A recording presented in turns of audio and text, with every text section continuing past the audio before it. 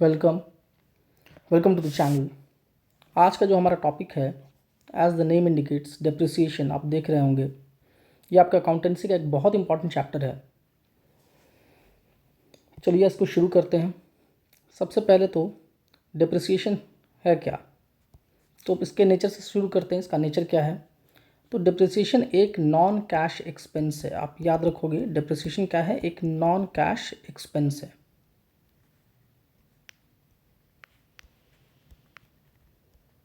Non cash expense. इसे मैंने non cash क्यों कहा, अभी थोड़ी देर के बाद आपको समझ में आ जाएगा। है तो ये एक एक्सपेंस, पर इस एक्सपेंस के लिए हम लोग को किसी को पेमेंट नहीं करना पड़ता। That's why it is called non cash expense. ठीक है, चलिए इसकी मीनिंग से शुरुआत करते हैं और उसके साथ साथ हम लोग डिस्कस भी करेंगे। सबसे पहले तो ये समझ लो इसका मीनिंग क्या है। तो depreciation is the gradual and permanent decrease in the value of an asset from any cause. तो देखिए, डेप्रिसिएशन जो है एक ग्रेजुअल का मतलब आहिस्ता आहिस्ता। कुछ केसेस में इमीडिएट डिप्रिसिएशन भी होता है, जैसे एक्सीडेंट वगैरह, बट नॉर्मली हम लोग नॉर्मल केस की बात करें तो ये ग्रेजुअल डिक्रीज है, स्टेप बाय स्टेप, और परमानेंट है, मतलब इरिवर्सिबल है। एक बार डिक्रीज हो गया तो वो परमानेंटली डिक्रीज होगा, वो वापस इंक्रीज नहीं होने वाला। इसका भी कुछ एक्सेप्शन है जो हम लोग यहाँ पे डिस्कस नहीं करेंगे। उसके वैल्यू में डिक्रीज हो रहा है। कई बार ऐसा होता है कि एसेट्स एज इट इज़ होता है, सेम टू सेम, पर उसका वैल्यू डिक्रीज हो जाता है। मेनली इनटैंजिबल के केस में, सॉफ्टवेयर वगैरह के केस में। जैसे अब आज सॉफ्टवेयर लॉन्च हुआ, ठीक है, और एक हफ्ते में नया सॉफ्टवेयर आ गया, उसका अपडेटेड वर्जन, तो पुराना वाला ऑब्सलीट हो जाता है। तो उसके वैल्यू की बात करेंगे, ना कि उसका जो लाइफ है। मे बी लाइफ सेम रहे, बट वैल्यू मार्केट में कम हो जाता है ड्यू टू एनी कॉज। ठीक है, फ्रॉम एनी कॉज। अब ये कॉज में क्या क्या आ जाएगा, तो कॉज में आप समझ सकते हो। फॉर एग्जांपल, अगर एग्जांपल की बात करें तो कॉज होगा सबसे पहला तो बाय यूज़, उसके इस्तेमाल के वजह से, या फिर टाइम के वजह से। जैसे समय बीतने से चीज़ें रखी रखी भी डिप्रिशिएट हो जाती हैं टाइम की वजह से। या वियर एंड टीयर मतलब टूटने फूटने की वजह से, एक्सीडेंट एट्सेट्रा। किसी भी कारण से उसका वैल्यू डिक्रीज होगा तो उसको कहेंगे डेप्रिसिएशन। इसी को दूसरे शब्दों में अगर डिफाइन करें तो देखो यहाँ पे, in other words process of allocation of the cost of fixed assets over its useful life is known as depreciation. अब ये क्या लाइन कह रहा है, इसको आप समझ लो। वैसे तो रिविजनरी में बहुत डिटेल में नहीं जाएंगे हम लोग, बट इन शॉर्ट मैं आपको बताऊं। आपने एक अकाउंटिंग कॉन्सेप्ट पढ़ा था जिसका नाम था गोइंग कंसर्न। ठीक है, गोइंग कंसर्न कहता है कि एक बार आपने जो बिज़नेस शुरू किया वो चलता जाएगा टिल इन्फिनिटी। ठीक है, तो मान लो मैंने एक बार बिज़नेस शुरू किया और वो चलता जाएगा टिल इन्फिनिटी। तो ऐसे केस में हम लोग क्या करते हैं, इस पीरियड में जो भी इनकम या एक्सपेंस होता है ना, उसको टाइम में एलोकेट करते हैं। ठीक है, जैसे अब मान लो एक बिज़नेस आपने शुरू किया और वो कई साल तक जाएगा, किसी को नहीं पता कब तक जाएगा। तो आखिर इस बिज़नेस का हमको परफॉर्मेंस जानना है, तो हम लोग एक सर्टेन टाइम पीरियड में इसका अकाउंटिंग क्लोज करेंगे। अब वो टाइम पीरियड आपने पढ़ा होगा अकाउंटिंग पीरियड कॉन्सेप्ट में, वो टाइम पीरियड नॉर्मली 1 ईयर का होता है। तो जो भी एक्सपेंस एक साल के अंदर ख़त्म हो जाता है उसको हम लोग कहते हैं रेवेन्यू एक्सपेंस, और जो एक साल के बियॉन्ड जाता है उसको कहते हैं कैपिटल एक्सपेंस। ठीक है, एक्सपेंस दोनों होता है, एक होता है रेवेन्यू, एक होता है कैपिटल। तो रेवेन्यू का लाइफ 1 ईयर होता है और कैपिटल एक्सपेंस का लाइफ मोर देन 1 ईयर होता है। तो आप ये समझो, जो एसेट है ये भी एक एक्सपेंस होता है। ठीक है, बट ये कैपिटल नेचर का एक्सपेंस है। ये एक साल में नहीं, इसका useful life more than a year होता है नॉर्मली। कोई भी मैक्सिमम एसेट्स एक साल से ज़्यादा का ही होता है। तो अब मान लो मेरे पास एक मशीनरी है। फॉर एग्ज़ाम्पल, हम लोगों ने एक मशीनरी ख़रीदा बिज़नेस में यूज़ करने के लिए, और मशीनरी का वैल्यू जो था वो 5 लाख था। ठीक है, और इसका लाइफ दिया हुआ है, इसका लाइफ यूज़फुल लाइफ 10 ईयर्स से मान लेते हैं। और चलिए सिंपल ही रखते हैं। अब आप ये समझो, आप जो मशीन है वो हर दिन यूज़ कर रहे हो तो धीरे धीरे इसका लाइफ डिक्रीज़ करता जा रहा है, 5 साल तक इसका लाइफ जाएगा। तो अब सवाल ये है कि ये 5 लाख का मशीन है, इसका वैल्यू हम कैसे एलोकेट करें, एक्सपेंस कैसे माने। तो अगर एक ही साल में आप 5 साल को एलोकेट कर दोगे तो ये गलत हो जाएगा अकाउंट्स में। तो अकाउंट्स कहता है एक काम करो, 5 लाख का जो वैल्यू है इसका, उसको एक साल में एलोकेट मत करो, आप इसको इसके लाइफ से डिवाइड कर दो। स्क्रैप के बात हम लोग आगे करेंगे, अभी नहीं। अभी मान लेते हैं कि 5 लाख का पूरा डिलीट हो जाएगा, पूरा ऑब्सोलीट हो जाएगा, कुछ नहीं बचेगा। तो आप पूरे वैल्यू को 10 ईयर्स से डिवाइड कर दो, कितना आएगा 50,000। तो ये कहता है कि हर साल ये 50,000 आप एज अ डिप्रिसिएशन नाम का एक्सपेंस दिखाकर अकाउंट्स में प्रॉफिट एंड लॉस में चार्ज करते जाओ।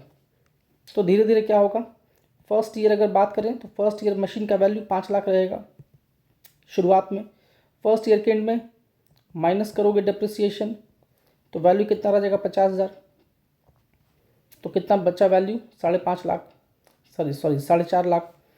सेकेंड ईयर में फिर डिप्रिसिएशन माइनस करोगे एंड में, फिर 50,000, अब कितना वैल्यू हो गया 4 लाख, एंड सो ऑन, ऐसे चलता चला जाएगा ये। और लास्ट में इसका वैल्यू कितना हो जाएगा 0, नील। वैसे नॉर्मली होता नहीं है, कुछ ना कुछ स्क्रैप बच जाता है, पर हम लोग मान लेते हैं नील हो जाएगा। तो यही बात यहाँ पे बोला गया, डिप्रिसिएशन एक मेथड है, एक प्रोसेस है, जिसके हेल्प से हम एक एसेट्स के पूरे वैल्यू को उसके यूज़फुल लाइफ के ऊपर स्प्रेड कर देते हैं, और जिस नाम से स्प्रेड करते हैं उसको कहते हैं डिप्रिसिएशन एज एक्सपेंस।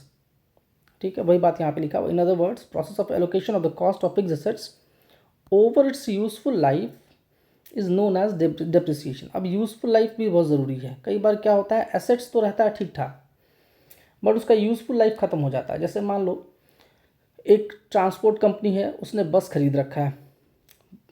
अब बस ट्रांसपोर्ट कंपनी जो बस यूज़ करती है वो एक दिन में वो कंटिन्यूसली नॉन स्टॉप चलता ही जाता है।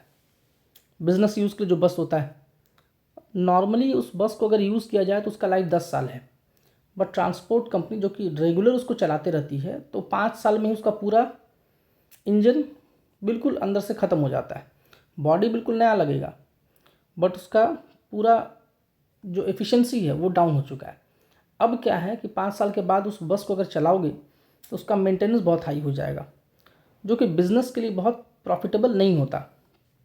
तो बिज़नेस कंसर्न क्या करती है ऐसे केसेस में, जिस एसेट्स का यूज़फुल लाइफ ख़त्म हो चुका है, मतलब उसमें इनकम कम अब एक्सपेंस ज़्यादा होगा, तो उस एसेट्स को वो हटा देती है, बेच देती है।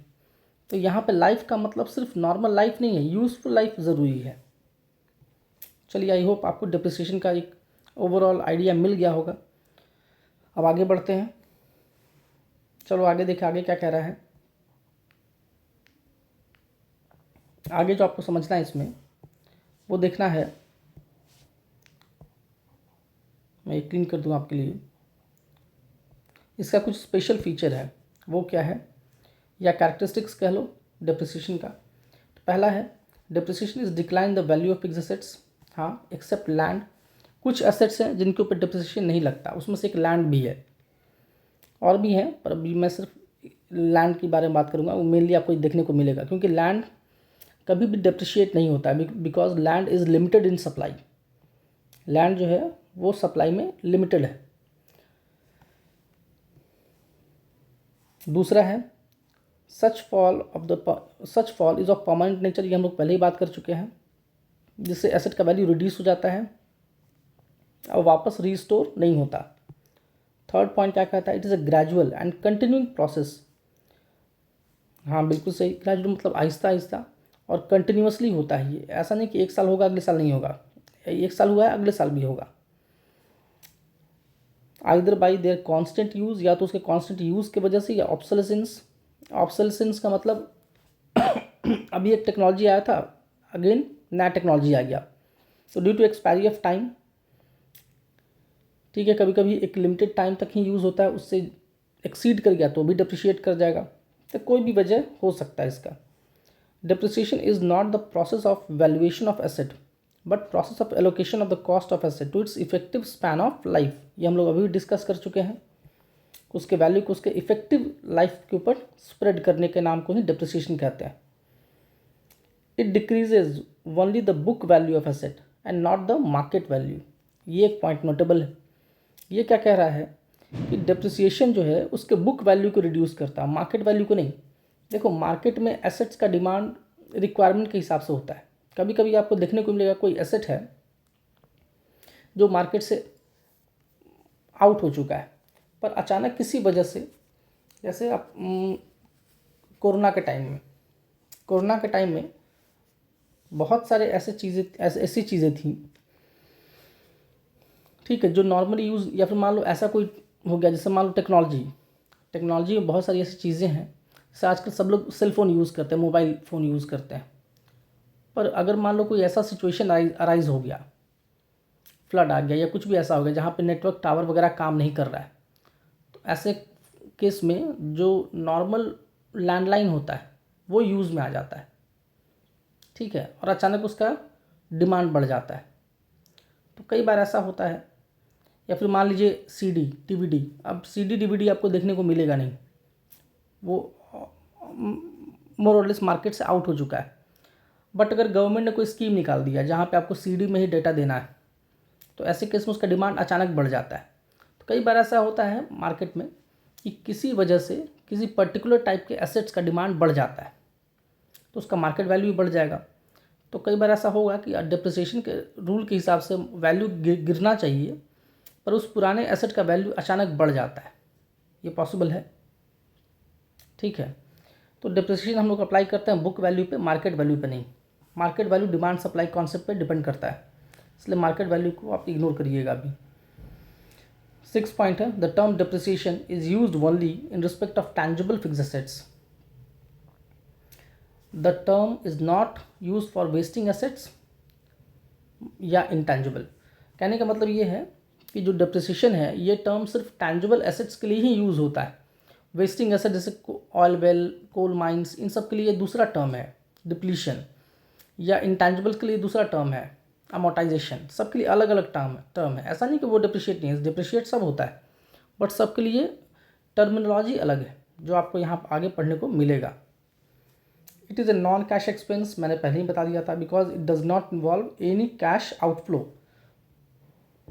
अब देखो ऐसा क्या हुआ, डिप्रिसिएशन बनाने के पीछे पर्पस यही है, इसका लॉजिक यही है कि मान लो मैंने एक एसेट खरीदा है, मैंने एक मशीनरी एक्वायर किया जिसका वैल्यू 5 लाख था और इसका लाइफ 10 साल है, ठीक है। तो जैसे जैसे मान लेते हैं इसका लाइफ पहले साल में, हर साल आपका मान लेते हैं 50,000 डिप्रिशिएट आप कर रहे हो, तो धीरे धीरे इसका वैल्यू 50,000 से गिरता चला जा रहा है, ऐसे डिक्रीज़ होता जा रहा है। और इतना ही अमाउंट आप एज अ एक्सपेंस कहाँ दिखा दे रहे हो, प्रॉफिट एंड लॉस अकाउंट में, ये एज एक्सपेंस पीएल अकाउंट में दिखा रहे हो। बट ये पेमेंट किसी को नहीं हो रहा है, ये एक्सपेंस है ज़रूर, पर ये पैसा किसी को देना नहीं है। ये पैसा कहाँ जाएगा, तो ये पैसा हम लोग डिपॉजिट करते हैं कहाँ पे, बैंक में। एक सेपरेट अकाउंट ओपन करके डिपॉजिट करेंगे, जहाँ पे हर साल 50,000 हम ऐड करेंगे, हर साल 50,000 ऐड करेंगे। जैसे जैसे ये डिक्रीज़ होगा यहाँ पे ऐड होता चला जाएगा, ताकि 10 साल के बाद जब ये एसेट का वैल्यू नील हो जाए तो मेरे पास अकाउंट में 5 लाख आ जाए, मेरे पास अकाउंट में 5 लाख आ जाए। और उसमें हम मार्केट में अगर कुछ इन्फ्लेशन आया है तो कुछ एडिशन करके, वैल्यू में कुछ ऐड करके, या इससे कुछ इंटरेस्ट मिलेगा। मतलब इसके बाद अगर आपको नया मशीनरी खरीदना होगा तो आप इस फंड को यूज़ करके न्यू मशीनरी बाई कर सकते हो, और बिज़नेस को पैसे के बारे में सोचने की ज़रूरत नहीं पड़ेगी। तो डिप्रिसिएशन आपको इसलिए दिया गया है ताकि आप इसके लाइफ ख़त्म होने के बाद एक नया मशीनरी रिप्लेस कर सको, ठीक है। और उसके लिए पैसा आपको डिप्रिसिएशन के नाम पे जमा करना है। ये पर्पस होता है अकाउंट्स में डिप्रिसिएशन नाम का कॉन्सेप्ट बनाने का। इसी वजह से इसका बेनिफिट आपको इनकम टैक्स में भी मिलता है, क्योंकि वो जानता है कि एक बिजनेसमैन को एक सर्टेन टाइम के, कई बार बिजनेस में कोई मशीनरी बहुत महंगा होता है, 100 करोड़ का, 200 करोड़ का, इतना महंगा होता है कि अगर वो मशीनरी ख़त्म हो गया तो बिज़नेस ही बंद हो सकता है। इसलिए हम लोग शुरू से ही उसके लिए कुछ कुछ प्रोविज़न क्रिएट करते चलते हैं, मतलब कुछ पैसा जमा करते चल जाते हैं ताकि उसके लाइफ ख़त्म होने के बाद मेरे पास हाथ में इतना पैसा आ जाए कि मैं दोबारा वो मशीनरी ख़रीद सकूं। ठीक है, यही पर्पज़ होता है डिप्रिसिएशन देने का। चलिए आगे देखें। अगर हम बात करें कॉजेज़ ऑफ डिप्रिसिएशन का, तो डिप्रिसिएशन किस वजह से होता है मैंने अभी बात किया था, पर चलिए शॉर्ट में देख लें। बाई कॉन्स्टेंट यूज़, तो नाम से समझ में आ रहा है कि इसको लगातार यूज़ करोगे तो डिप्रिशिएट करेगा ही। बाई एक्सपायरी ऑफ टाइम, कई बार होता है मशीनरी नया रखा हुआ है, यूज़ नहीं हुआ, बट जैसे जैसे समय बीतता है वो मशीनरी धीरे धीरे वो ख़राब हो जाता है, क्योंकि समय के साथ कोई भी चीज़ ख़त्म हो ही जाती है। नेचुरल फोर्सेस से, जैसे रेन, हवा, विंड, वेदर, इन सब की वजह से डिटोरिएट होता ही होता है। By expiry of legal right, कई बार कुछ एसेट्स ऐसे होते हैं जहाँ पर कुछ लीगल राइट्स होता है, जैसे टोल टैक्स कलेक्ट करने का, वो भी एक एसेट है। जैसे एक हाईवे पे टोल कलेक्ट करने का आपको राइट मिला 10 साल के लिए, तो 10 साल के बाद वो अपने आप ख़त्म हो जाएगा। तो अगर कहीं पे आपको राइट मिला है, जैसे लीज़ का, कोई चीज़ लीज़ पे मिल गया आपको सर्टेन टाइम के, तो उस सर्टेन टाइम के बाद वो लीज़, जैसे लीज़ एग्रीमेंट ख़त्म हुआ, वो आपका एसेट भी ख़त्म हो गया। बाई ऑब्सोलेसेंस, ये यूज़ होता है मेनली टेक्नोलॉजी से रिलेटेड। कोई टेक्निक या कोई टेक्नोलॉजी आपको मालूम है, कोई नया इन्वेंशन आपने किया, अब जैसे उसका कोई नया वर्जन आ जाएगा, पुराना इन्वेंशन अपने आप ख़त्म हो जाएगा। भले ही फिज़िकली वो बिल्कुल सही है, बट जैसे उसमें अपडेट आ जाएगा, पुराने वाले को जल्दी कोई ख़रीदना नहीं चाहता। फ़ोन्स में आपको मेनली ये देखने को मिलेगा। जैसे मान लो आईफोन 16 आया था, तुरंत 17 आ गया, तो 16 का दाम वैसे ही गिर जाएगा। ठीक है, क्योंकि अपडेटेड वर्जन आ गया। बाई एक्सीडेंट, हाँ, कोई मशीन आपका एक्सीडेंट से अचानक से डिप्रिशिएट कर जाता है, क्योंकि डैमेज हो जाएगा उसके बाद वो। बाई डिप्लीशन यूज़ करते हैं हम लोग किस चीज़ के लिए, ये यूज़ करते हैं वेस्टिंग एसेट्स के लिए, जैसे ऑयल वेल, माइंस, इन सब के लिए। जैसे जैसे आप इसको यूज़ करोगे, क्योंकि ये नॉन रीजनरेटेड है, जैसे ऑयल वेल से जैसे जैसे ऑयल निकालते जाओगे, धीरे धीरे ऑयल वेल का रिज़र्व ख़त्म होता जाएगा और उसका वैल्यू भी डिक्रीज़ होता जाएगा, तो इसको कहते हैं depletion. By permanent fall in the market price, कई बार कुछ ऐसे एसेट हैं जिनका मार्केट प्राइस परमानेंटली फॉल कर जाता है। एक तो होता है फ्लक्चुएशन, एक होता है परमानेंट फॉल। तो अगर किसी का वैल्यू परमानेंट फॉल हो गया है तो भी उसको डिप्रिसिएशन माना जाता है। ठीक है, तो आज हम लोग यहीं पर रुकते हैं। इसके बाद हम लोग आगे डिप्रिसिएशन का और भी कुछ रिलेटेड टर्म है और भी कुछ टॉपिक है, वो हम लोग आगे कंटिन्यू करेंगे।